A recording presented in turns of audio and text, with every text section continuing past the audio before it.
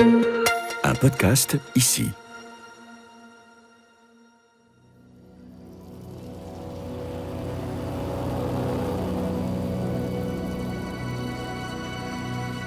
Si j'avais à définir le François, je le définirais, il a des yeux, des oreilles, non, il a une enveloppe d'humain, non, je suis ce qu'Eliott m'a fait, ce que mon père, ma mère, mes amis m'ont fait, ce que Cousteau a fait de moi. Nous sommes le fruit de tout ça. Chaque créature n'est qu'un nœud de relation. C'est ça qui nous définit. Cette voix à l'enthousiasme contagieux est celle du plongeur océanographe François Sarano. Pendant 13 ans, il a voyagé avec Jacques-Yves Cousteau à bord du célèbre bateau la Calypso. Et après ça, sa vie de plongeur est faite de rencontres avec toutes sortes de créatures sous-marines, dont Eliott, le cachalot.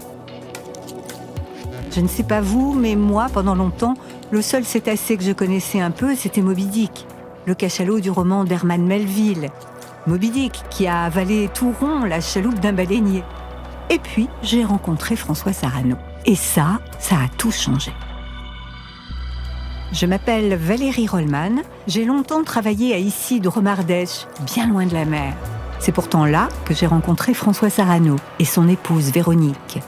Deux poissons, deux scientifiques passionnants qui ensemble ont fondé Longitude 181, une association de protection de la mer et de ses ressources. Mais vous allez l'entendre, François Sarano a découvert des choses incroyables sur la vie des cachalots. Et je vais vous raconter précisément lesquelles. Histoire salée, le podcast ici qui raconte la mer. François Sarano, la voix des cachalots.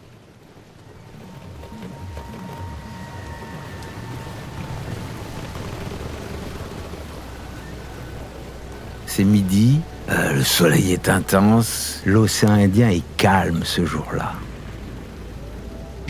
Avec René, on voit les souffles au loin, et puis les larges nageoires caudales qui s'enfoncent. Nous sommes en avril 2013. Sur le pont de leur navire se trouvent François Sarano, Véronique, son épouse, océanographe elle aussi, et René Euzet, l'ami caméraman spécialiste des grands mammifères marins. Ils sont assis sur le rebord du bateau, ferment leur combinaison de plongée, ajustent leur masque, basculent en arrière et disparaissent dans le bleu de l'océan. Et là, les cachalots sont à 1000 mètres de profondeur. Et on entend... Et on entend quelque chose, mais où ? On voit rien. Mais lui, le cachalot, remontait du fond. Il nous avait vus, il nous avait écolocalisés. Et voilà qu'Eliott arrive. Eliott est un jeune cachalot qu'ils ont déjà rencontré l'année précédente. René Euzet avait invité François Sarano à partager quelques magnifiques plongées, ici, à l'île Maurice. Et parmi les bancs de poissons clowns et le corail multicolore, Eliott était apparu. Quand je l'ai fait venir avec moi sur mon programme des cachalots de Maurice, François il m'a dit « René, je veux bien venir, mais au cachalot, je ne connais rien du tout. Les derniers que j'avais vus, c'est avec le commandant Cousteau. » Mais moi, je me suis pas démonté. J'ai dit, écoute, tu viens, tu verras. Et puis, quand il a vu qu'il a nagé avec eux, il a changé. Et depuis, chaque année, on y retourne ensemble, quoi. Et ce jour de 2013, donc, revoilà Eliott. Depuis l'année précédente, il a bien grandi. Il nous reconnaît. Je le reconnais. René le reconnaît. Eliott, c'est un jeune mâle. Il a 5 ans. Il est déjà assez gros. Ouais. Il vient vers nous. Et pendant un peu plus de 10 minutes, il va danser pour nous. Il va danser pour moi. Il se contorsionne entre René et moi qui ne lui laisse pas assez de place. Il est délicat, attentionné. Et tout d'un coup, Eliott, l'animal sauvage, libre, indompté, est remonté du fond pour tenter de tisser des liens avec une autre espèce. Il insiste, il demande, il se rapproche, il veut m'apprivoiser. Il n'y a pas d'autre mot dans le langage humain pour décrire ce qui se passe à cet instant-là. Et cet instant dure. Je sais pas répondre. Alors, je cabriole.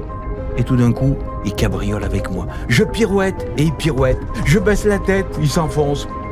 Et on essaye, maladroitement, moi maladroitement, lui avec insistance, de tisser des liens. Et c'est bouleversant.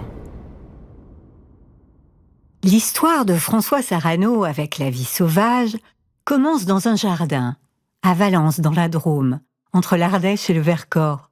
On est dans les années 50. Le jardin est rempli d'oiseaux, de tritons, de vers de terre qui piquent la curiosité du petit garçon. Ses parents, Cécile et Jacques, l'encouragent. Alors il observe, il rêve et court pieds nus dans l'herbe et la forêt. À 4 ans, son père lui offre un masque de plongée, bleu. La vitre est en verre, fragile. Dans la mer turquoise des Issambres, près de Saint-Tropez, François met la tête dans l'eau et croise le regard doré d'un poulpe. Avec une pupille noire incroyable qui fixe et qui appelle, et puis un tentacule avance vers vous, tente de vous toucher. C'est un appel, un appel irrésistible. À la télévision, dans les années 60, François et ses copains suivent médusés les explorations de l'océanographe Jacques-Yves Cousteau à bord de la Calypso. Il rejoue ses aventures avec conviction dans le jardin de Valence. Mais même s'il en rêvait, François ne pouvait imaginer qu'un jour, le commandant Cousteau entrerait pour de bon dans sa vie. Je vous raconte cette histoire incroyable. À 30 ans, François est marié à Véronique. Il décide de postuler à la direction du prestigieux musée océanographique de Monaco. L'entretien, il va le passer avec le directeur qui quitte le poste. Et ce directeur, justement, c'est le commandant Cousteau. Et là, Jacques-Yves Cousteau lui dit quelque chose de dingue. « Mais vous êtes bien trop jeune pour vous enterrer dans un musée. Venez avec moi !» L'hésitation est de courte durée. François Sarano accepte, embarque sur la Calypso et pour 13 ans devient le chef d'expédition du grand explorateur de son enfance. Voilà comment, pendant plus d'une décennie, François Sarano étudie, classe, dessine le monde marin dans des carnets de croquis et surtout, il plonge. La Calypso, petit bateau, équipe formidable, équipe unie, dans ce désir, cette gourmandise, c'est même pas un désir, c'est une gourmandise incroyable de répondre à la question « Qu'est-ce qu'il y a sous la surface ? Qu'est-ce qu'il y a sous la peau de l'océan ?» Et là, Cousteau nous disait « Allez-y !» Et au retour d'une plongée, Cousteau disait jamais « Alors, qu'est-ce que vous avez trouvé ?» Il n'y avait pas de notion de rentabilité, il disait simplement « François, est-ce que vous vous êtes régalé ? Est-ce que vous avez bien exploré ?» Lorsque l'aventure de la Calypso se termine, en 1997, François en est persuadé. Les chiffres, les statistiques ne suffisent pas à raconter l'océan et ses habitants. La conviction de François, c'est que pour connaître un cachalot, le rencontrer, il faut être chez lui, dans l'eau, sans a priori. Comprendre que lui aussi a besoin de temps pour nous observer, pour décider de venir vers nous. Et là, tout à coup, imaginez, ce n'est pas un, mais 10 cachalots qui vous entourent. Un clan de cachalots, un monstre avec 10 têtes, avec 10 corps qui se mélangent, qui se torsadent, qui se roulent les uns sur les autres. Un seul gros corps, et tout d'un coup, émerge une tête monstrueuse.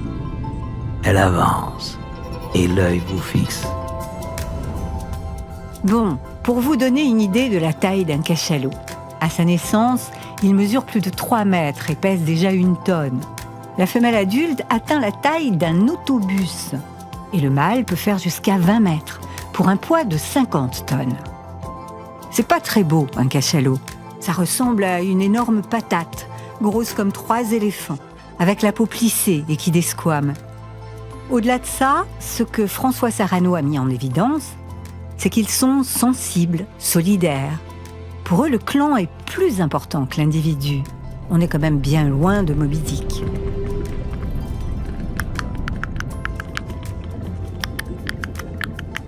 Cette expression sonore qu'on connaît et qui veut dire « je souhaite des caresses » en langage cachalot. Alors ils se rapprochent et ils se font des caresses. Cette société rappelle un petit peu la nôtre. Idéale, la société humaine qui serait solidaire et qui serait toute tournée, toute attentionnée au service des autres. C'est pas mal la société des cachalots.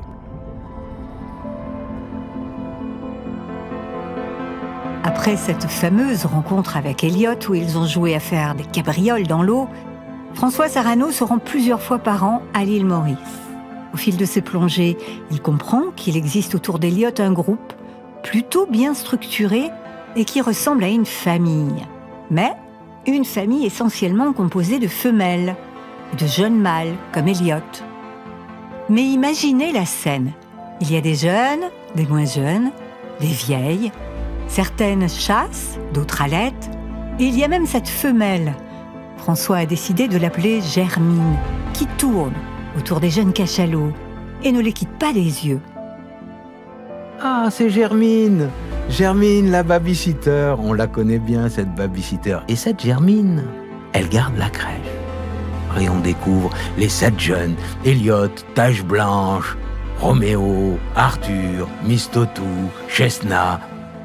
Et tout d'un coup, ils se calment. Et ils suivent la babysitter qui les a séparés dans leur jeu un petit peu trop impétueux. C'est ça un clan de cachalots. Des enfants qui attendent le retour de leur mère. Et leurs mères, elles sont où? Elles sont dans les profondeurs, 1000 mètres sous la surface, en train de chasser les calmars, pendant 50 minutes, 1 heure. Et tout d'un coup, les jeunes se sont séparés. Ils ont arrêté leur jeu parce qu'ils ont entendu le silence de leur mère. Pendant toute la chasse, les mères, elles cherchent dans les profondeurs par écolocalisation en émettant des sons pour écouter, interroger le milieu et écouter l'écho qui rebondit sur les calmars. Mais au moment où elles se taisent, au moment où il y a silence, les jeunes savent que les mères remontent. Alors que les plus petits attendent que Germine, la babysitter, les raccompagne jusqu'à leur mère. C'est ça un clan de cachalots. C'est la solidarité. Toutes les mères pour la protection des petits et Germine, la babysitter, le pilier central qui est là lorsqu'elles ne sont pas là.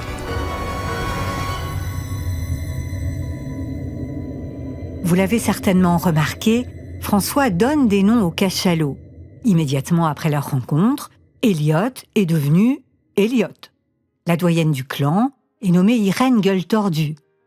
On ne fait pas de l'anthropomorphisme, on donne bien des noms à des chiens, des chats, des chevaux. Pourquoi on ne les donne pas à ces cachalots? Parce qu'on les voit chaque année. Donner un nom, c'est le début d'une histoire. Je t'ai nommé, je te reconnais en tant que tel et j'espère te retrouver. Bonjour Elliot, je suis content de te retrouver. L'année dernière, on était ensemble déjà. Qu'est-ce que tu es devenu? C'est une histoire qui se raconte et c'est des liens qui se tissent. Tu ne m'es pas indifférent. Et à partir du moment où on prête attention, on leur donne existence. J'en viens à me demander si Elliot a donné un nom à François. On sait qu'il utilise avec lui les mêmes clics. Certains parlent de coda et de scan.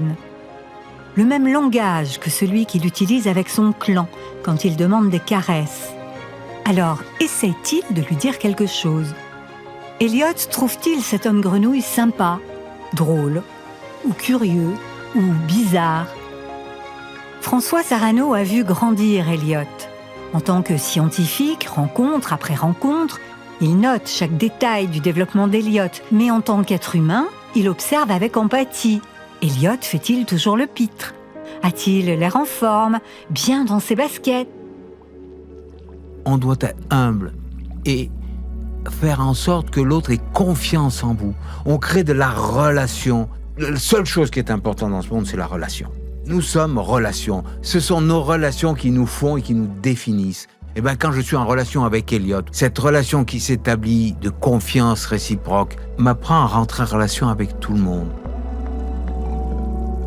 C'est magique venant de la part d'un scientifique parce qu'il a su faire la part des choses, c'est-à-dire d'un côté travailler sur scientifique, mais de l'autre côté avoir cette relation humaine et faire partager sa passion.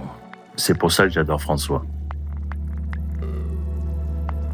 En suivant Elliot, François a ouvert la porte de la crèche des Cachalots et rencontré Germine. Il a été invité à la fête du retour des grands mâles. À force de clics, de danses, de jeux et de caresses, il est devenu familier du clan des Cachalots de l'île Maurice. Et un jour, on se met à l'eau alors qu'on n'avait quasiment rien vu. On est juste un indice. On pensait que les cachalots étaient là, on n'entendait rien. Et devant nous, dans le bleu profond, des silhouettes verticales. Les cachalots dorment. Ils sont 5 mètres sous la surface, suspendus dans l'épaisseur liquide. C'est des menhirs, c'est Karnak sous l'eau. C'est le silence. On est sidéré. Quand on découvre ça, c'est comme si le premier qui a découvert le trésor de Toutankhamon. On est devant ce que personne n'a jamais vu. Participer à la sieste des Cachalots est certainement la preuve la plus sidérante de l'amitié qui s'est installée entre eux. Ce jour-là, François a la chance d'y être accepté. Comme si Irène Gueule-Tordue, la doyenne dont je vous parlais tout à l'heure, et son clan avaient signé un pacte de paix et de confiance absolue avec le clan Sarano. Et là, ces animaux, tout est silencieux, c'est comme dans une église. Alors tout d'un coup, on se tait, nous aussi, on est silencieux, on avance et on passe entre ces menhirs avec lenteur, égard, respect. Et on se dit, il faut pas les réveiller. Mais ils sont réveillés. Ils sont réveillés parce que les cachalots, comme tous les cétacés, ont une respiration qui est volontaire. Donc il y a toujours une partie du cerveau qui est en éveil pour qu'ils veuillent respirer. Par conséquent, ils savent parfaitement qu'on est là. Mais comme ils savent que nous sommes bienveillants, pacifiques, que nous avons de l'égard pour eux, que nous n'allons pas les toucher, les heurter.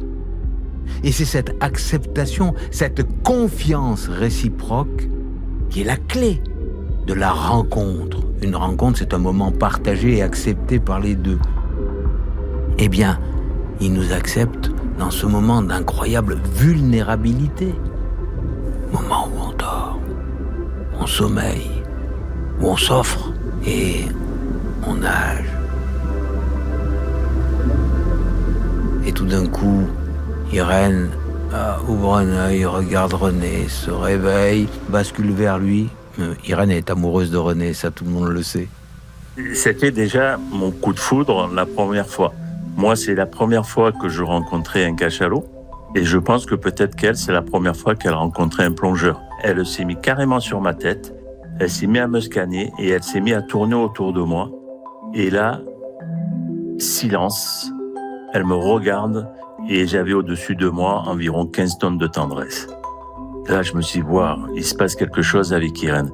Je sens une communication avec elle, comme je la sens aussi avec Elliot, quand on se regarde et c'est surtout quand on reste face à face. D'après les observations de François, les cachalots sont de moins en moins nombreux au large de l'île Maurice. Les bateaux qui les pourchassent, même si la chasse est illégale, bouleversent leur comportement naturel, parce que ce sont des animaux particulièrement sensibles aux dérangements humains. Au début, on était privilégiés avec François, on était les seuls, on a fait plusieurs films. Et ça, moi personnellement, je pense que François aussi, on se sent un petit peu responsable de ce qui s'est passé, parce qu'on croyait montrer quelque chose de magnifique. Et pourtant, on ne demande pas d'interdire tout ça, parce que les gens ont besoin de voir des animaux dans leur milieu naturel. Mais il faut qu'ils respectent les normes, c'est-à-dire respecter les distances, respecter les animaux. Ils ont des sens que nous n'avons pas, ils ont une appréhension, une intelligence du monde que nous n'avons pas, par conséquent, nous ne pourrons pas nous mettre à leur place. Ce que François a tiré de toutes ces rencontres et qu'il nous transmet aujourd'hui, c'est que la mer nous relie, nous tous, les êtres vivants. Tout est lié. Et ces liens avec les autres vivants, comme avec Elliot et sa famille, l'ont amené à une grande sagesse.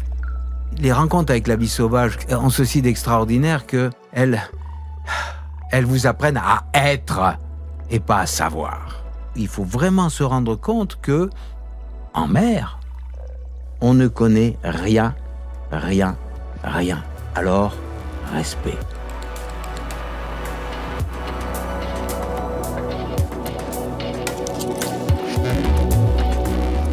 Vous venez d'écouter Histoire salée, un podcast imaginé à Issy Dromardèche. Prise de son et mixage, Théo Mauger. Production, Christine Siméone Giocanti. Studio de création Issy. Pour écouter d'autres épisodes, il suffit de vous abonner à Histoire salée. On est disponible notamment sur l'application Issy et la plateforme Radio France. À très bientôt.